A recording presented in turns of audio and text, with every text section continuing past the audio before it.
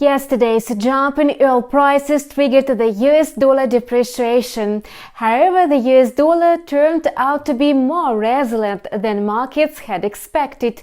Despite the fact that oil prices are already falling, the US dollar is still losing ground. At the same time, the European statistical data points to a decline in the euro and the pound sterling. In April, the number of unemployed claims in the UK hit 856,500. The figures almost 6 times exceed the previous record high locked in February 2009. Market participants were confused by the UK's unemployment data. According to the report, the unemployment level dropped by 3.9% from 4%.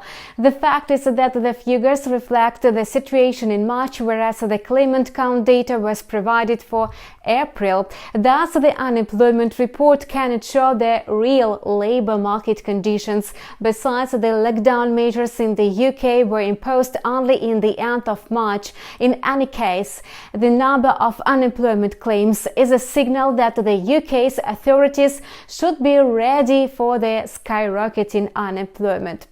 The economic situation in the eurozone is not better. Thus, in March, the eurozone construction output declined by 15.4%. The construction sector activity is likely to slide further. However, such kind of data is of minor importance for the single currency.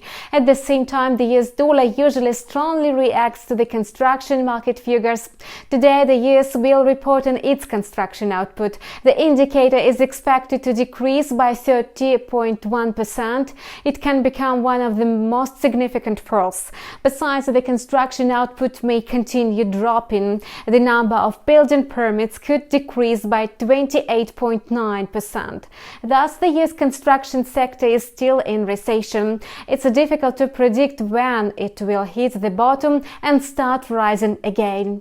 During the last 7 days, the euro-dollar pair was trading between the levels of 1.0775 and 1.0850.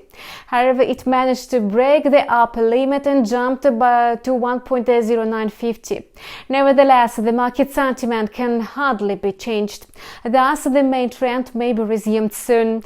The upper limit of the main range of 1.10 may act as a resistance level. Buy positions can be opened above 1.1020 with a target at 1.1080. The scenario is possible if the upper limit of the main range is broken and the main trend is changed. If the zone near 1.10 winds on market participants, sell positions can be opened below 1.0945. As a result, the price may turn back to 1.0775. The pound-dollar pair is recovering after a slump. The current trend will hardly be changed. The bullish momentum may fade away soon.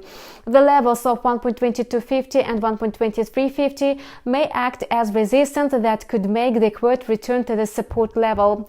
Thus, buy positions can be initiated if the price consolidates above 1.2270 with a targeted level at 1.2350. Sell positions can be opened below 1.2210 with a target at 1.2180, 1.2150. That's all for now. We keep monitoring the financial market situation. Subscribe to our channel and keep abreast of the latest events. See you soon.